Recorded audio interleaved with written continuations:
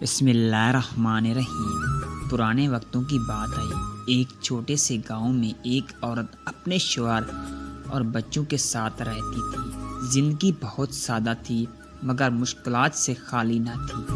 شوہر کھیتوں میں دن بھر کام کرتا اور عورت گھر کے کاموں کے ساتھ ساتھ بچوں کی پرورش بھی کرتی تھی۔ وہ عورت بہت محبت کرنے والی تھی۔ جب شوہر تھکا ہارا شام کو گھر لوٹتا تو وہ مسکرا کر دروازے پر کھڑی ہو جاتی، شوہر کو پانی دیتی، اس کے کپڑے بدلنے کا انتظام کرتی اور اپنی تھکن چھپا کر اس کے آرام کی فکر کرتی۔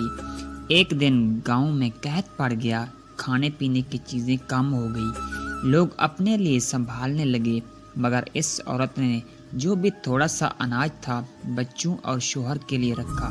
خود بھوکھی رہ کر بھی اس نے کبھی شکایت نہ کی۔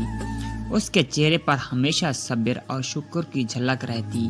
ایک رات شوہر نے دیکھا کہ بچے تو کھا رہے ہیں مگر بیوی کا ہاتھ خالی ہے۔ اس نے پوچھا، تم نے کھایا کیوں نہیں؟ وہ مسکرا کر بولی، میں نے کھا لیا ہے، آپ فکر نہ کریں۔ شوہر کو شک ہوا اور اگلی رات اس نے غور سے دیکھا کہ بیوی واقعی بھوکی رہتی ہے تاکہ بچے پیٹ بھر کر سو سکیں۔ اس لمحے شوہر کی آنکھوں میں آنسو آ گئے۔ اس نے کہا، تمہارا پیار دنیا کی سب دولت سے بڑھ کر ہے۔